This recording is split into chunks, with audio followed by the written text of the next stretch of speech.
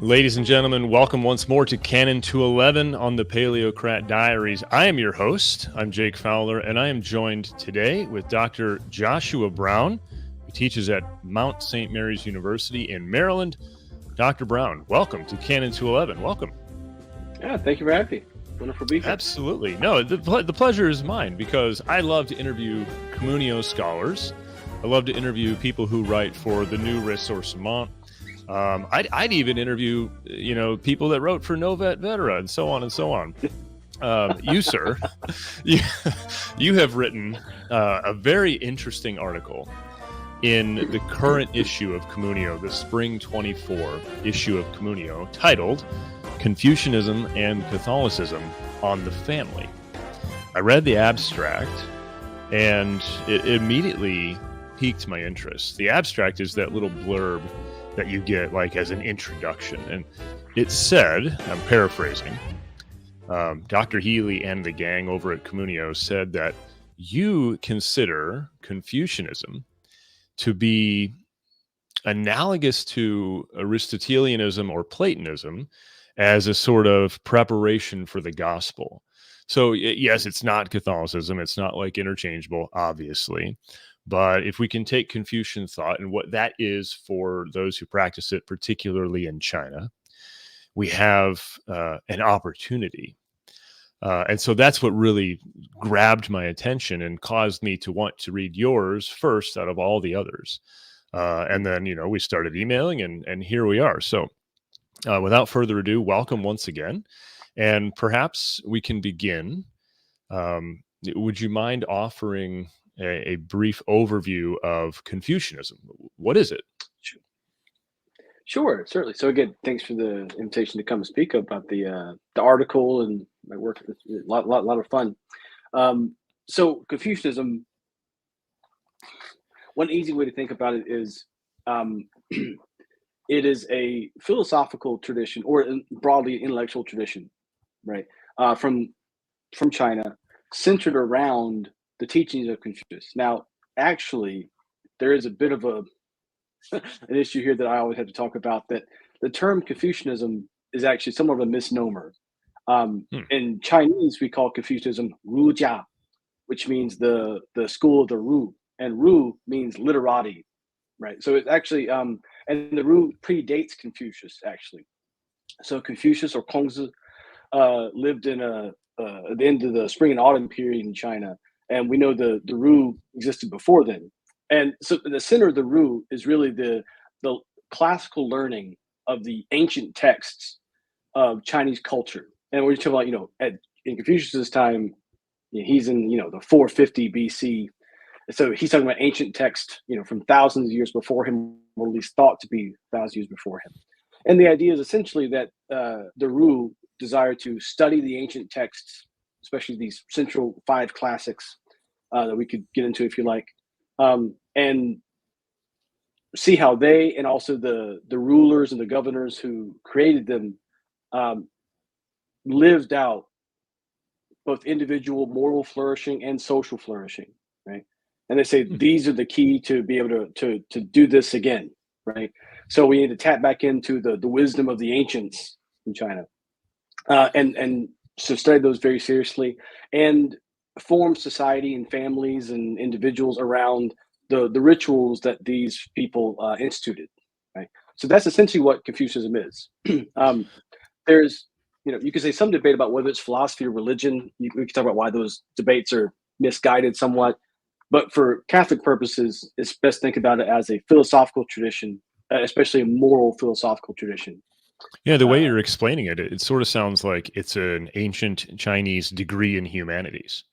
Like they would read their own classics and study and be familiar with, the tales from long ago, and then implement them. It seems very, very similar to reading Greek and Roman literature, European literature and medieval philosophy and all these things, and then trying to chart a life based on those principles. So that, for one, I think that sounds really, really neat, really, and very Catholic as well, because it seems like it's emphasizing the received tradition. So Yes. Yeah. I appreciate that very much. So thanks for that explanation. Mhm. What in particular led you to want to write this article? Because this one compares marriage and the duties of children in Yeah. Confucianism and Catholicism. So is there something in particular you're shooting for here, like some message that the world should receive? This is your question. Put that way. So I just talk about it on the one hand. I mentioned this in a earlier version we had. I forgot to mention this. So my wife is Malaysian Chinese, and we met and married when we were both Protestants. And then I became Catholic, and around the time I was starting to write my dissertation, and so I had to think about, you know, the very real connections now between our home, which is heavily influenced by her shared her Chinese culture that she shared with our family. And she taught me all the the holidays and stuff, and learned to speak Cantonese and Mandarin very poorly, but nonetheless, we're getting there still.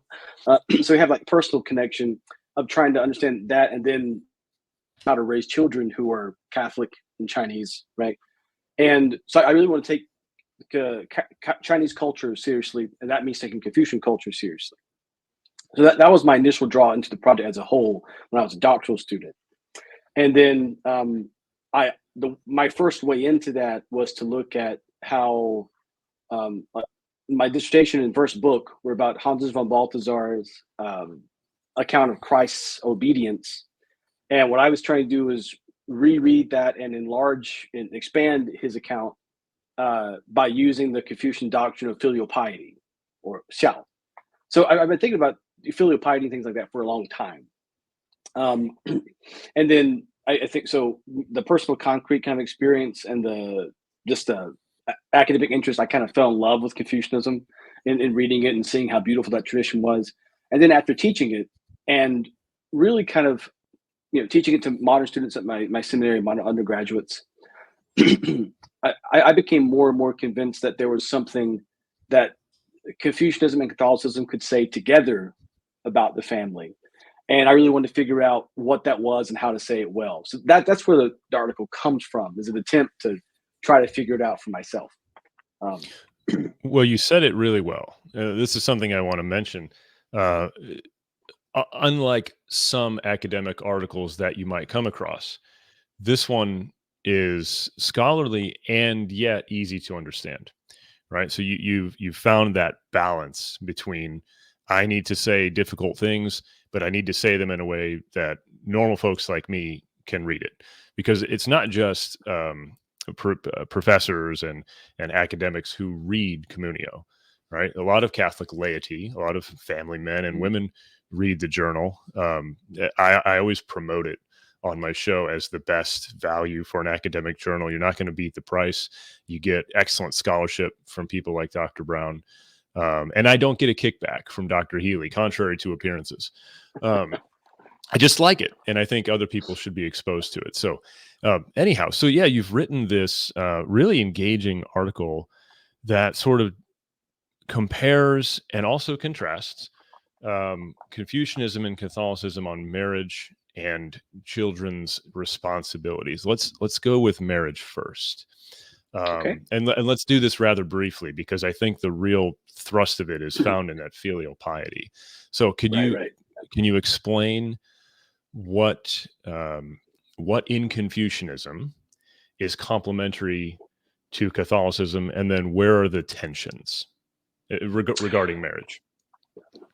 Well, I see. So first, just as a not caveat, but a preface, right? Just to note that for me, it's really important to be honest about those differences when they exist. So we don't want to sugarcoat things, right? And I, always privilege the Catholic tradition of bearing truth and all of that. And so I have no problem pointing out that there are, points of discontinuity, but then points of real, deep, rich continuity between the two. And so in marriage, let's see, should do discontinuity or continuities first? Let's say discontinuities first, just because it's, get out there, right? One thing is the Confucian tradition really doesn't have a rich account of why monogamy, for example, is really important, right? So concubinage is just part of the classical Chinese world, and there are some reasons very similar to why it's part of the ancient Hebrew world. That's fair, okay, but by the standard we have today, certainly understanding the exclusivity of marriage and the goodness of exclusivity of sexuality within marriage. Confucianism has nothing like that. They also don't really have, how would you say, there's no clear accounts of, say, anti-contraceptive positions. Now, you wouldn't expect that in a classical tradition, right? But I think it's also worth noting, I say this in one of the footnotes, there's a modern Confucian or Ruist philosopher who's trying to make an argument that Confucianism can support gay marriage, right? Or homosexual Did you marriage. say can or can't? He makes the argument it can, right? Because his argument is that the reasons Confucianism would not support that in the past have to do with the accidents of population numbers and things like that. And there's no kind of central commitment to the nature of sexual marriage and sexuality per se that cancels out same-sex marriage. And I think that, and I don't agree with that position per se, but I think it's helpful because it indicates Confucianism is not great about trying to articulate like theology of the body, right? About why the marital act is unique and it works only within the sense of the monogamous lifetime commitment of marriage, right? But having said that, there are plenty of moments in the Confucian tradition where you find the goods of marriage articulated in terms of marriage is ordered towards having children and raising families, right? Like that's the point of getting married. And I think that strikes me as a very Catholic kind of perspective, right? The idea now, when was it that the dino, you heard this phrase, dual income, no offspring? No, right? not Yeah. until now I wasn't aware of that. That sounds terrible. Yeah, well, this is a rising phenomenon in like the whatever you call the not Generation Z, I think, right? As they're getting into their 20s and 30s, just so both couples working, not having any children, and so we're getting married but not having children, and like, what's the point, right? Well, maybe somebody should remind them that all the dinos are extinct. I don't know if that's that was a poor dad joke. That's at true. 6 a.m. But I'm not sure if they self-selected that nickname now, to be honest, but that's pretty good.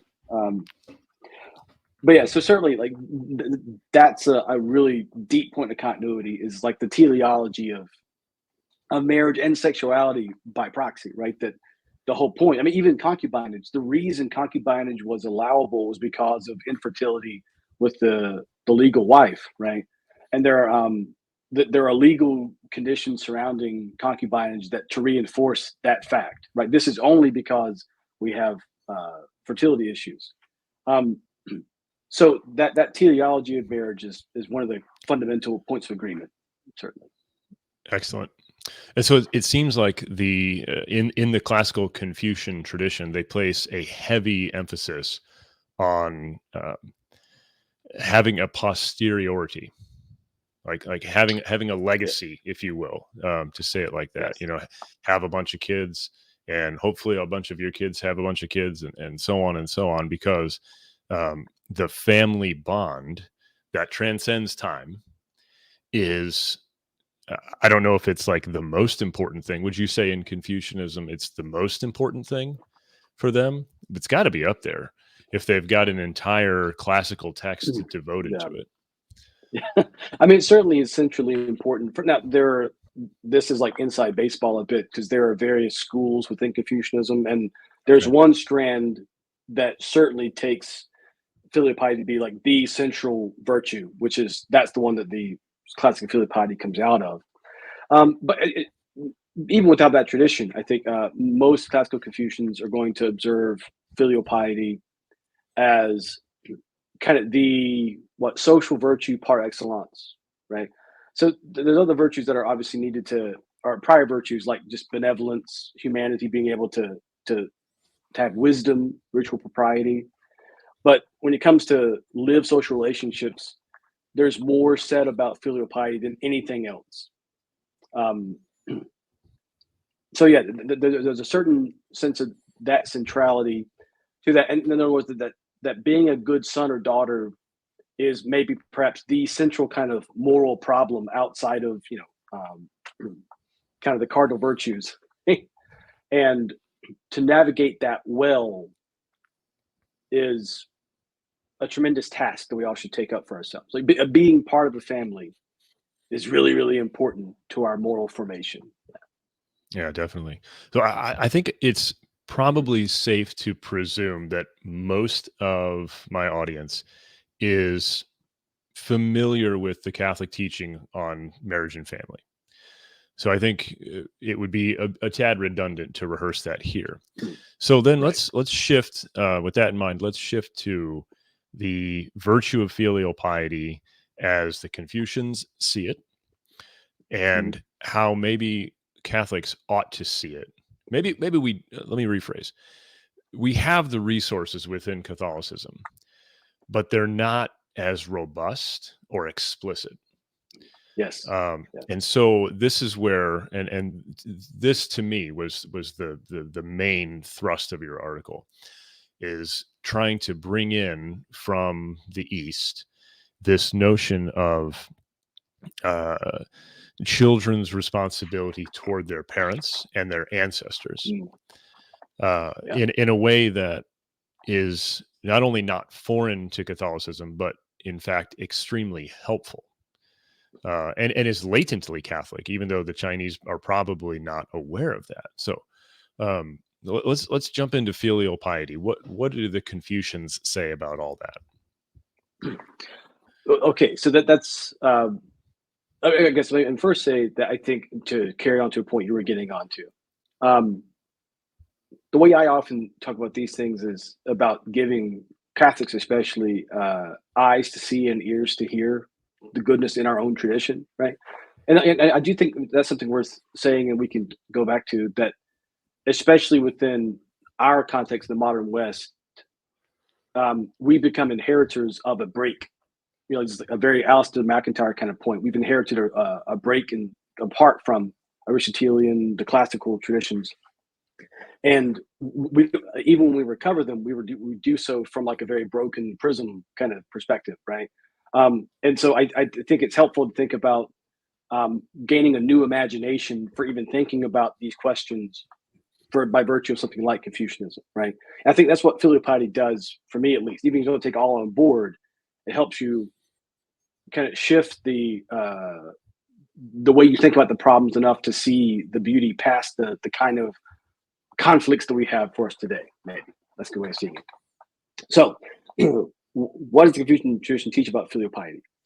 Well, so filial piety in Confucian tradition is denoted by the term xiao, which the character looks like, supposed to look like, should say, a young person serving the elders, right?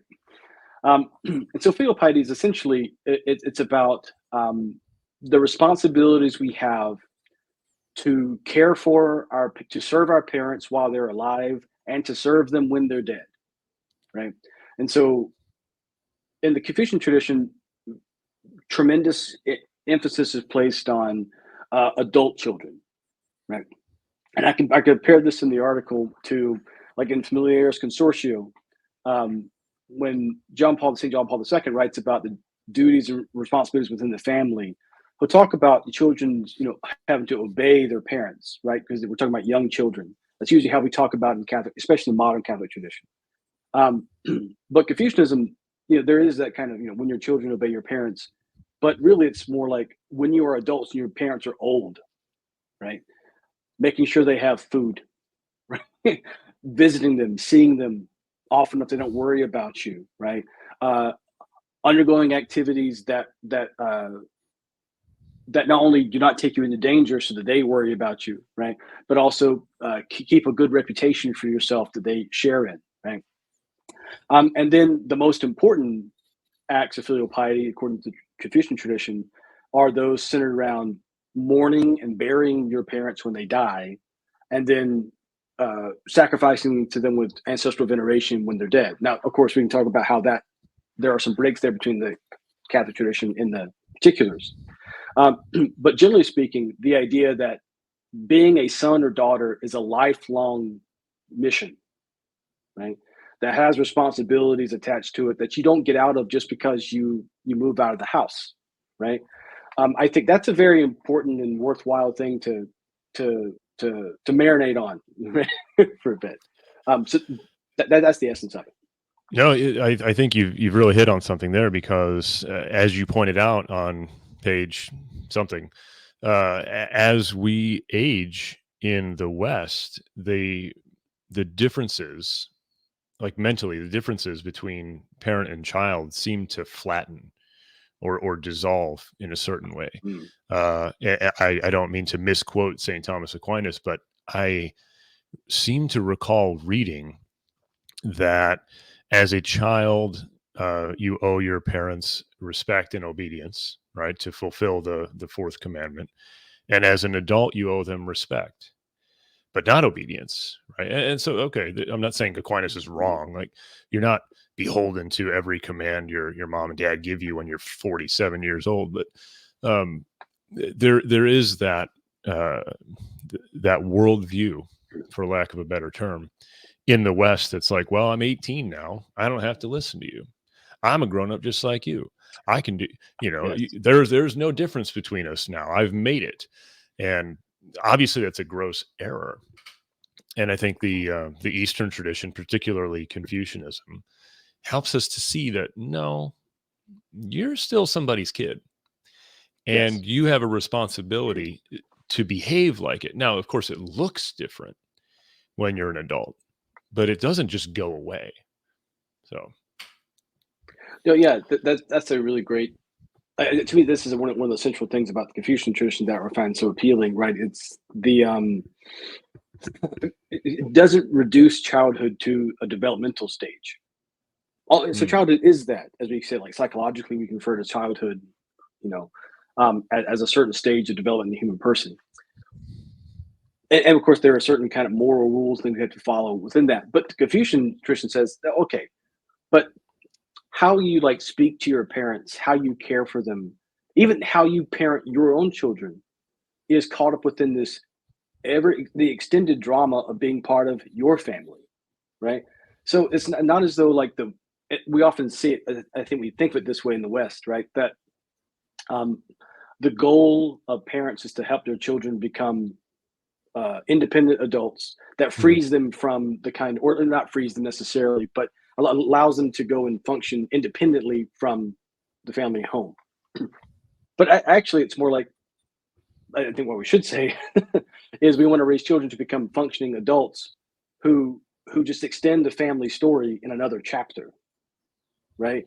It's not independence and complete freedom or liberty in that sense. It actually is carrying on this, expanding. Um, and so for Confucianism, I can't remember how much I talk about this in the article versus my first book, but you have things like robust discussions of what do you do when you have an immoral father who who cheats or robs people, right? Do you just obey what he does? And the answer is no. You don't just do what he says to do. There's even a great story in the tradition of one guy named Zhengzi, who's a disciple of Confucius, who his father beats him with a cane while he's an adult, right? Because he did something, a peccadillo. And Zhengzi thinks he's being filial, so he bows down and receives the instruction of being beaten with a cane. And the next day he goes to see his master Confucius, and Confucius won't let him in the door because he said he let his father commit unfatherly acts. hmm. Right. So it's not a passive obedience or a remaining with under the father's thumb. It's actually a very robust kind of moral agency and responsibilities to carry out what it means to be connected to others and have duties to love and serve them. Yeah, so that's Yeah, well, I mean, part of it. I really appreciate that in the Confucian tradition, and I think there's an obvious analog in the way Catholic laity interact with our priests and bishops. I think that there's, I'm not saying like I don't want to take the example too far, but I do think that there's it's becoming more and more common, and it has been for several decades, to simply think we can just ignore um, uh, what we have received, and we're gonna chart our own course, right?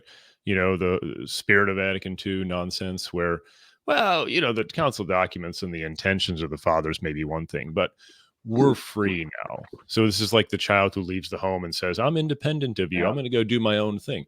Yeah, not so fast, because the church doesn't just raise up the next generation of Catholics who then remake the church in their image, right? So Yes. there's a notion of having received, and there's a notion of a duty to carry on, which is the authentic function of the hierarchy. And insofar as priests, bishops, and laity cooperate with God's plan for the church, then everything's great.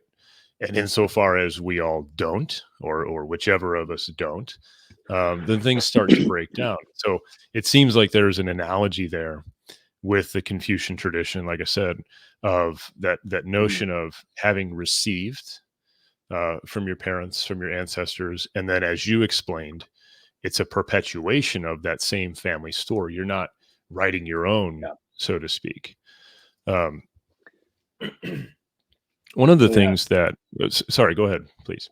Well, I was gonna say, so on the one hand, I don't like plugging my own work, but I have an article in Novit Veteran, funny enough, right, that applies the Confucian filial correction of parents to the Catholic correction of priests, right? So I've actually Oh, thought about that. I think now there is some part where it breaks down, right, because it's not a natural kinship bond in the same way. But I think that's a very rich vein to mine. I'll say that. Um, and yeah, it strikes me to something like, uh, I mentioned this in the article, in the Chinese tradition, even live today, right? Um, you always say your clan or family name first when you introduce yourself, mhm. right? Um, so my Chinese name is Bai Jinyue, right?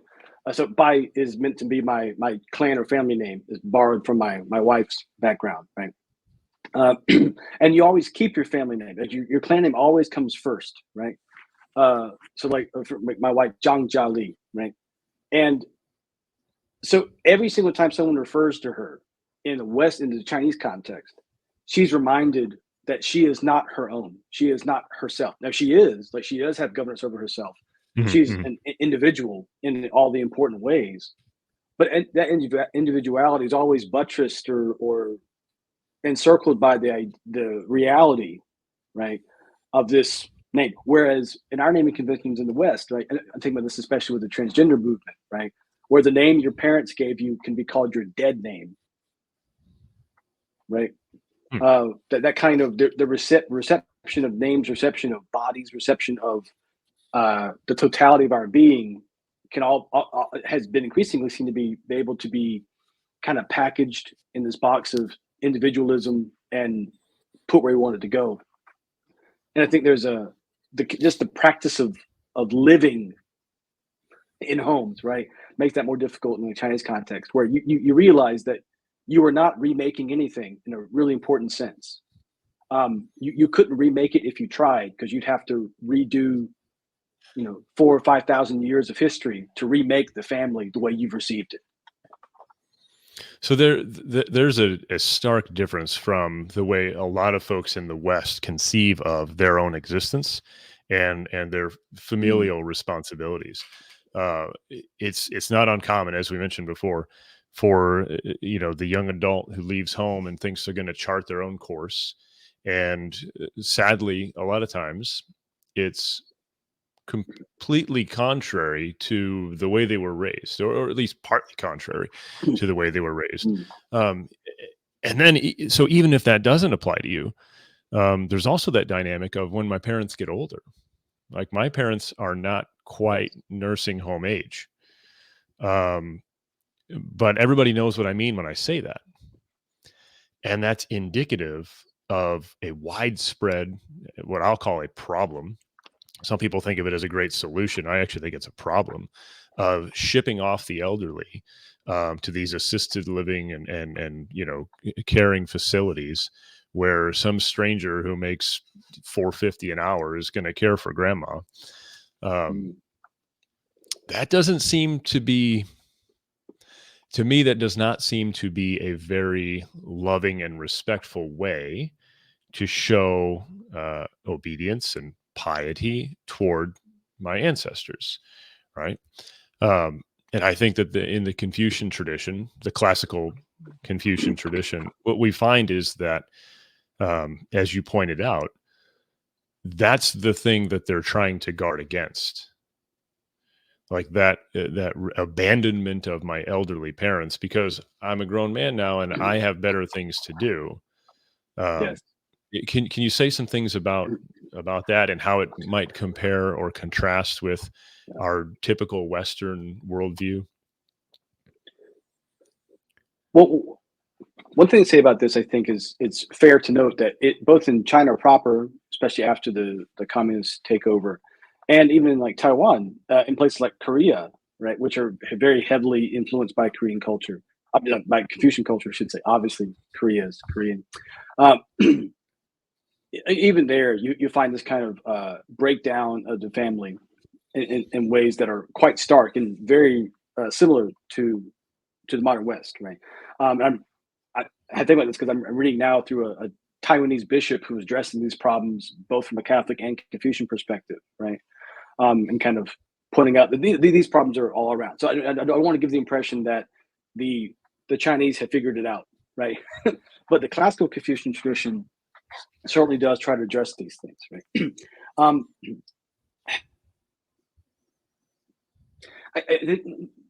There's two things we could say about this. On the one hand, it seems to me it's worth pointing out the reason that language of shipping them off to the old folks' home.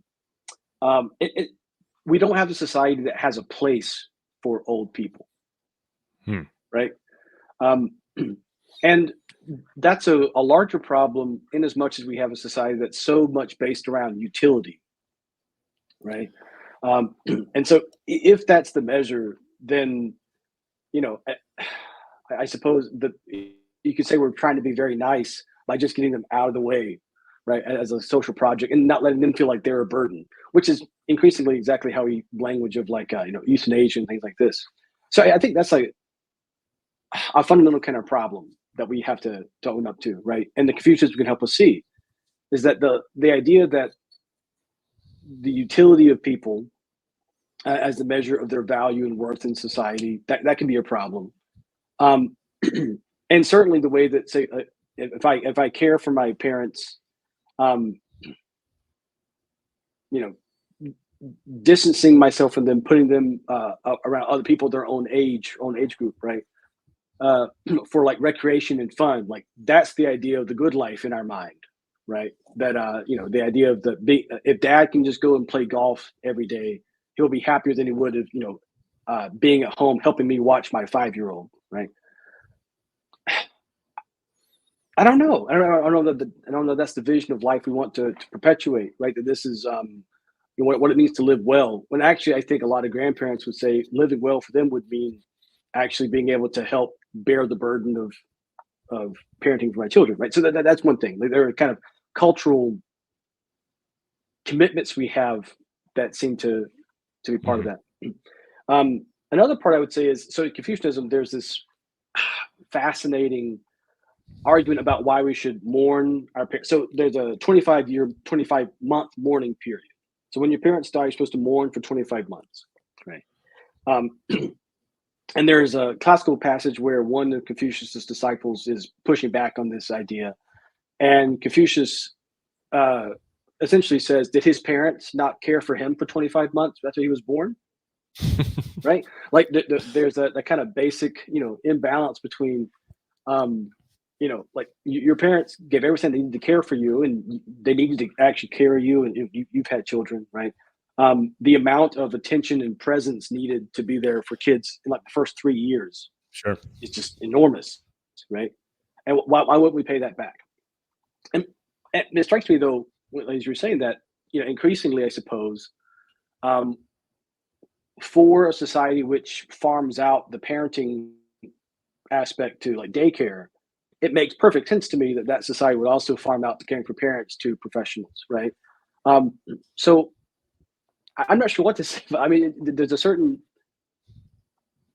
way that makes sense based on how our society has developed, um, Oh, and it's yet quite also probably a logical. sign of Yeah. a deeper problem. Yeah, Yeah, it's quite logical according to the Western liberal paradigm that right. if the Yes, goal is to maximize utility, then yeah, of course, I need to live in a home where it's just me and only my dependents, right?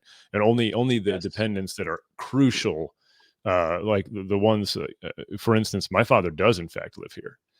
Um, Mm, but he's not strictly dependent upon me. He has his retirement income, and so he could up and get an apartment or something. But we appreciate through all the struggles, and it's not always a walk in the park, but the multi-generational home has a lot going for it.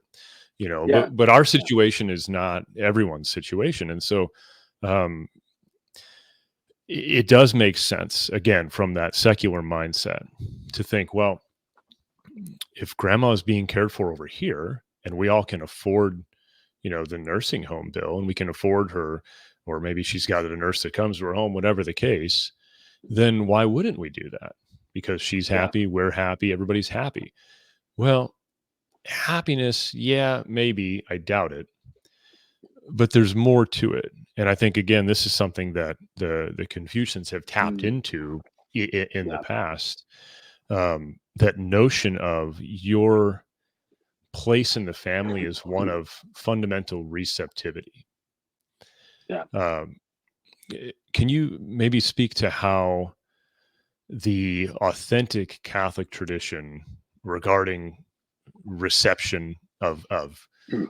grace, of being from your parents, how Confucianism can help us to draw this out and use it against modern secular worldviews? Well, okay. So to answer that, first, I could say, kind of piggybacking on the previous things you just mentioned there. Um,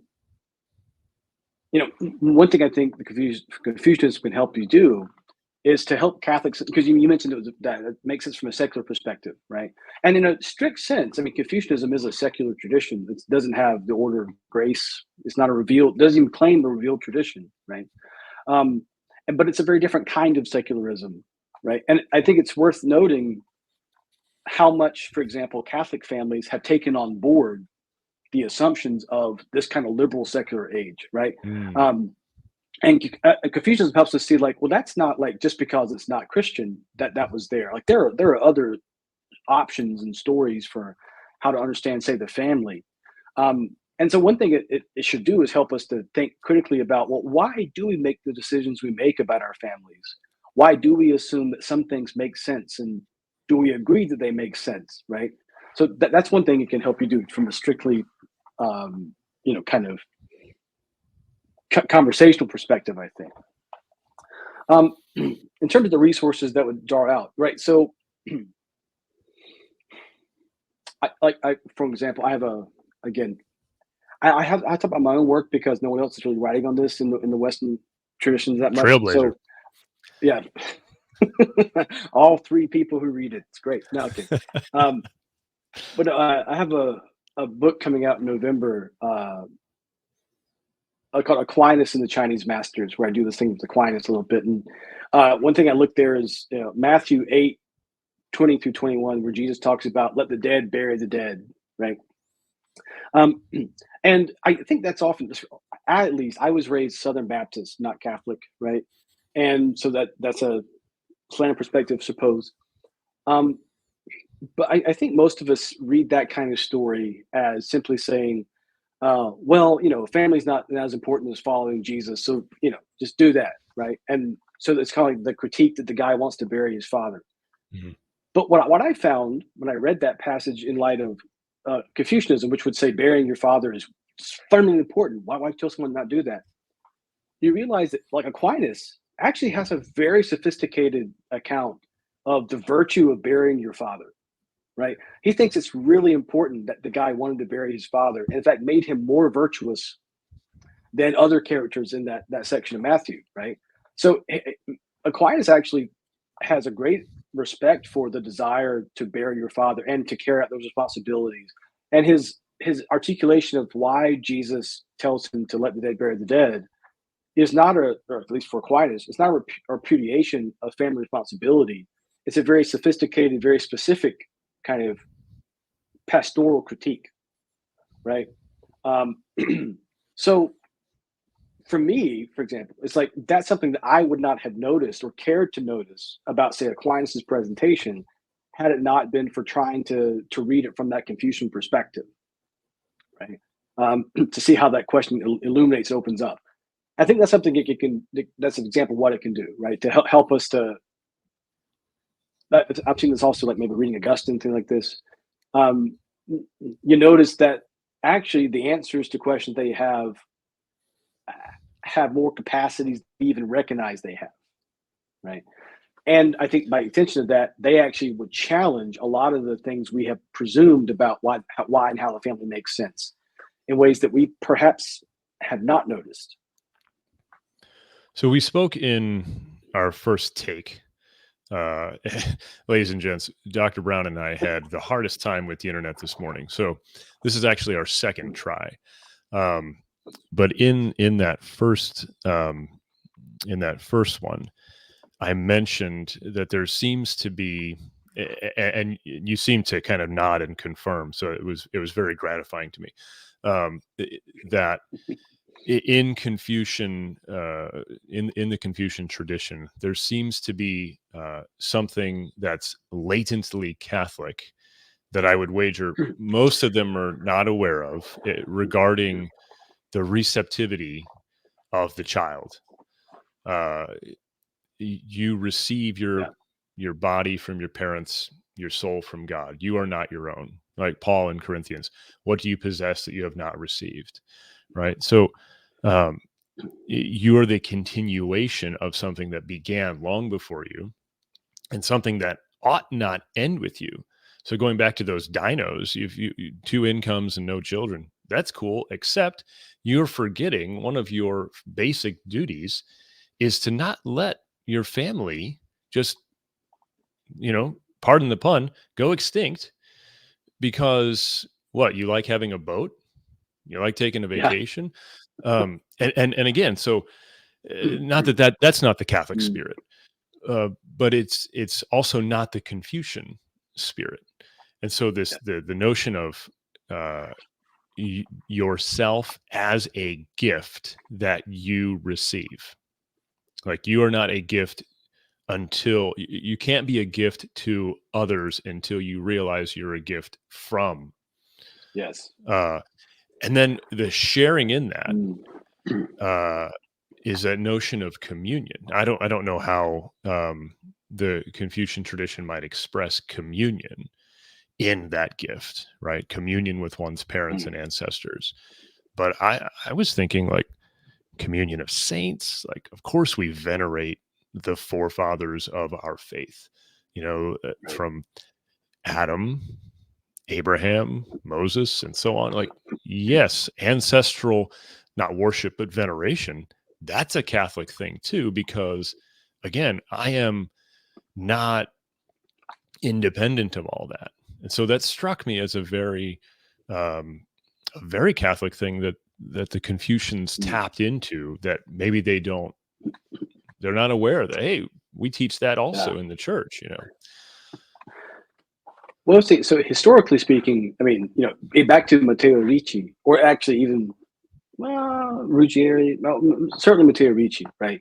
There's been the kind of recognition that Confucianism was a great fit for Catholic teaching. So a lot of the early Chinese converts to Catholicism had been trained Confucian scholars, and they understood Catholicism as the perfection of Confucianism, right? So I think in broad terms, that's really true, and specific in terms of the gift aspect. I often think about with students, what was that that crappy Christmas movie, The Holiday? I've never seen this, right? No. I think where Kate Winslet's character is talking about bemoaning her lot in life and how she's not the leading lady in her own life, right? And I tell students that that's precisely what the Catholic tradition in a nutshell to me is about, saying your life is not about you, right? And in the sense of it is that precisely in the decentering, in the losing ourselves, that we gain ourselves, right? And I think Confucianism is on point with this, right? It is, in as much as you see yourself as part of a group of people, not in which you are the center, but in which you are giving to others and receiving from others, right? That kind of communion of family and then larger society, that's where you find who you are. It's like, in other words, when you find your roles, your responsibilities, that's actually when you become your very self, right? I think that's a very strong point of agreement between the two traditions. There's something else I had in mind, but we maybe come back and we'll come back to it. But yes, the idea of gift. Yes, I totally agree. This is a great point of continuity between the two. So then once you have received the gift from your parents, from God, and are attempting to live it out, so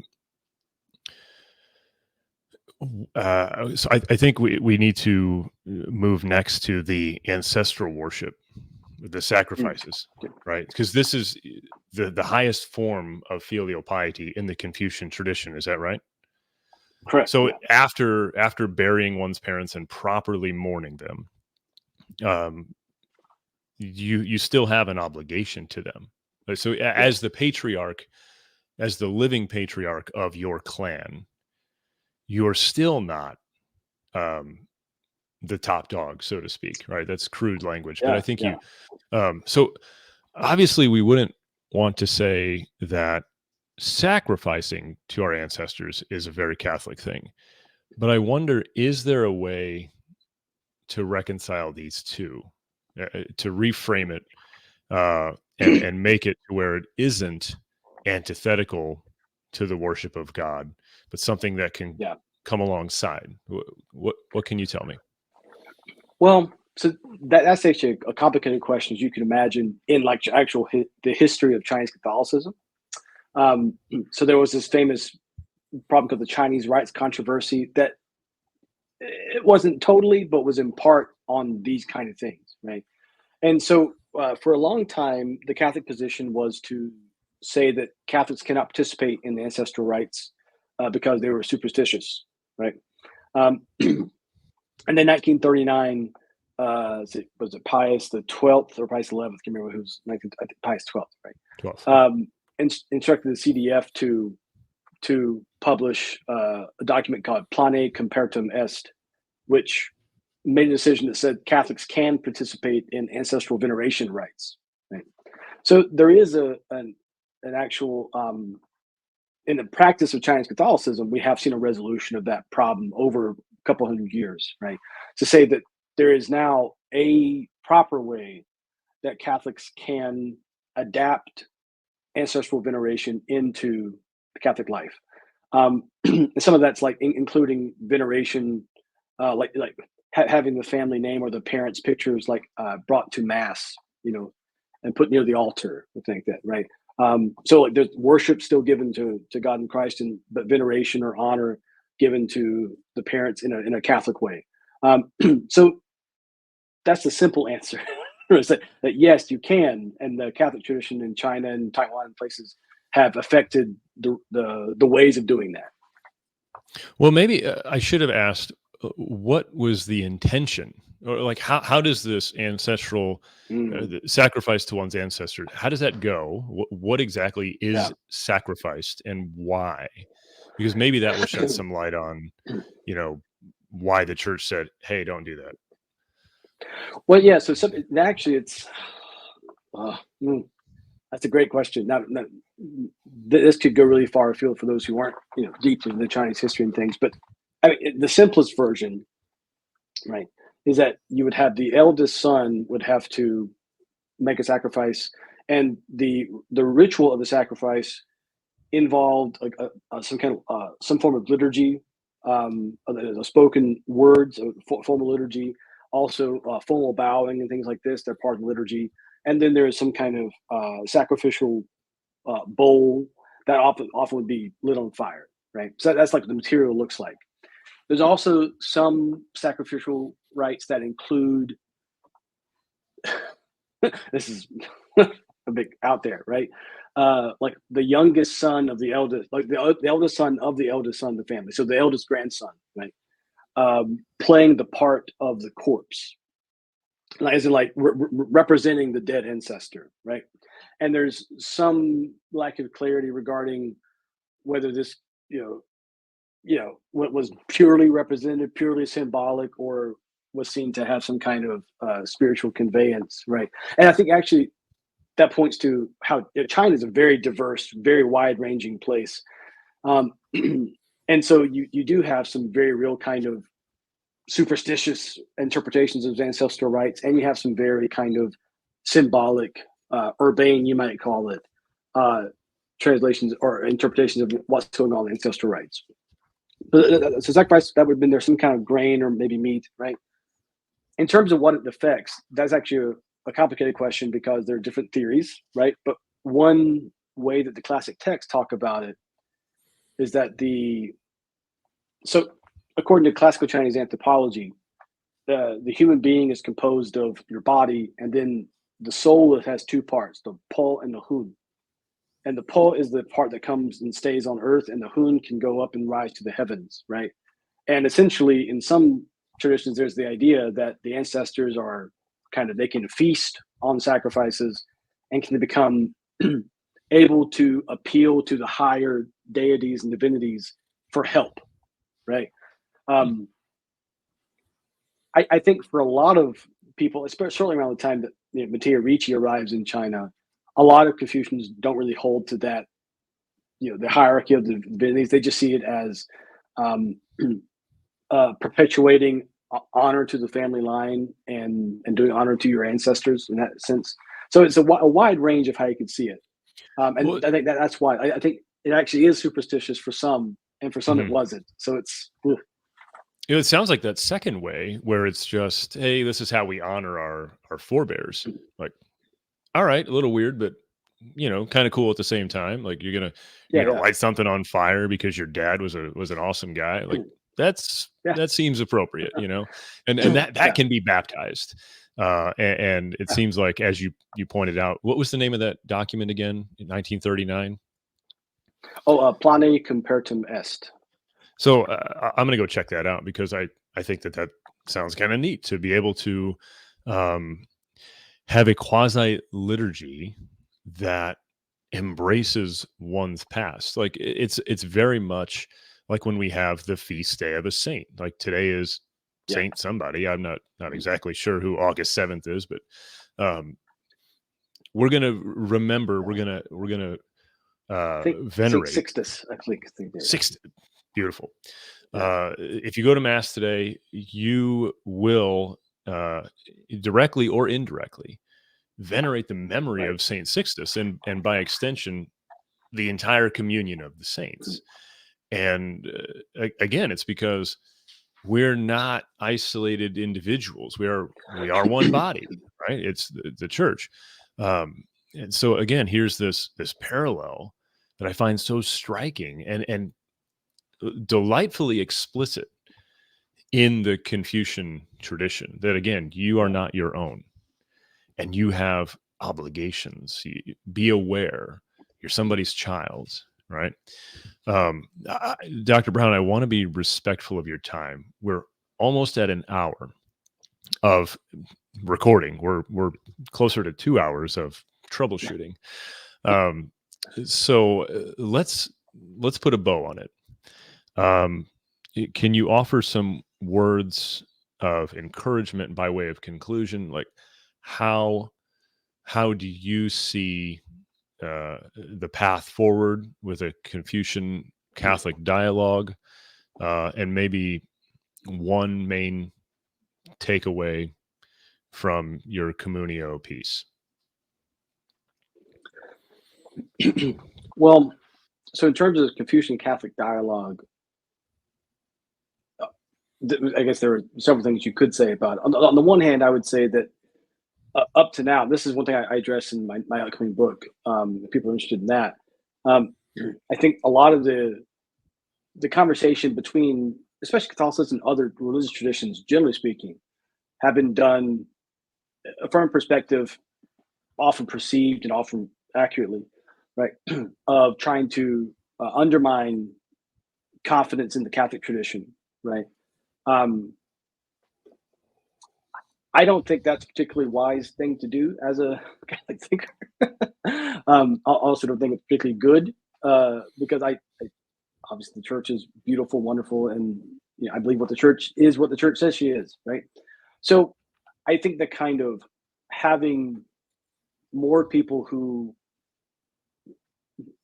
love the church and love the wisdom that is found outside the church that can make the church even more beautiful, right? I think that that's a very important need. Folks who are, how would you say, just willing to read and love with charity other traditions, and to embrace the gift that they have to help the church be the church. I think that's something that's really important, and I hope that we see more, like, especially in a time when the church is under siege. I think in many ways, which it is culturally speaking, I think the tendency is to kind of build up the bastions, as Balthazar might say. But I actually think it's a great time to actually continue to look outward to make sure we're giving ourselves the best kind of resources and capacities to think carefully about not only the problems we face, but also ourselves and what it means to be called to be disciples of Christ. So that's the one thing. In terms of, I also mentioned that, economically, politically, and even religiously, right? So the future of the church is not in the West. Like, I hope readers or your audience will know that. At least this is what it seems to be the case for now, right? And that's not least because of the problems of the family, right? Like the declining birth rate in the West. Mm-hmm. We are below replacement level in the U.S., and I don't see much hope that we're going to overcome that. So scholars have noted for a while that the shifting center of the church is going to be in Africa and Asia, right? And in fact, there's even some data suggests that by around 2050 or so, China will become the home to the single largest national population of Christians, not in terms of percentage, but just in terms of gross numbers, right? So I think there's something you said about these kinds of dialogues will become existentially important for the church, just to maintain the capacity to be the church Catholic rather than the church in little national pockets, right, where we can't talk to each other. So I'd say start it now rather than later, right, before you need it. Okay, yeah. So in the takeaway of the article, I think what I would say is, I have students who are in my classes who will talk openly pretty much about just not wanting to have children, right? They begin to see the good life that they want to lead, I should say, and the virtues they want to cultivate for themselves in terms of paying out for long-time leisure, capital gains, whatever you want to put it, right? And they don't see the beauty or attractiveness of raising children, right? I think Confucius has helped me understand, but maybe the advice I received from a friend of mine when we found out we were having our first son, was he told me he had 5 children at the time, and he said, "Josh, congratulations, your life is ruined, but it needs to be ruined." And it was the most profound advice, right? Because I did not realize how selfish I had become, in like being able to nap whenever I wanted and being able to eat food whenever I wanted, but being able to just, live free, read books whenever I had a mind to. And to take on board that responsibility for someone else, it was dying to self, but actually was also the most life-giving thing ever. It brought me into a new realm of being that you'd never exchange, right? And so what I would want people to see is that Confucianism, I think, at the very least, should help us understand that having a family is beautiful, is adventurous, and is a vocation that I think is like the call to holiness, call to sanctity, and the call to family is right there with it, right? In fact, they're probably part and parcel of the same thing for many people, right? So Yeah. Amen. Amen. Amen.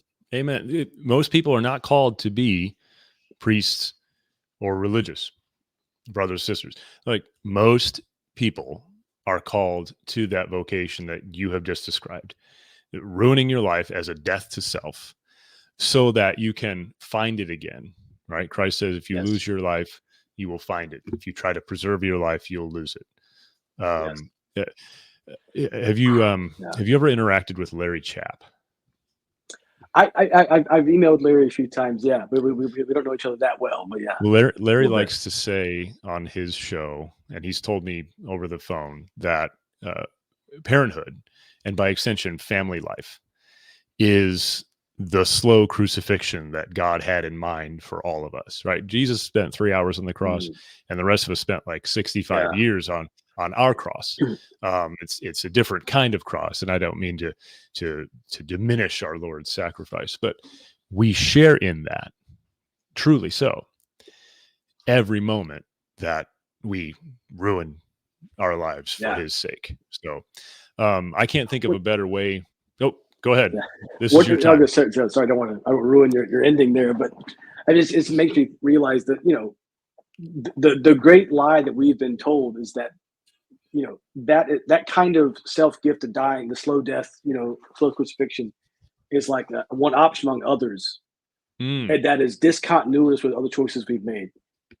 Whereas I would say that even my children now, they are living a slow crucifixion within the family. Like they're giving themselves to each other, right? So the life of the family, or being a priest or a religious brother and sister, which is a continuation of that very kind of self-sacrificial movement that happens within the family. Like there's a reason the domestic church makes a lot of sense, right? It really is where we're doing the ecclesial act all the time, not just the parents, but even the children learning that and carrying it forward, right?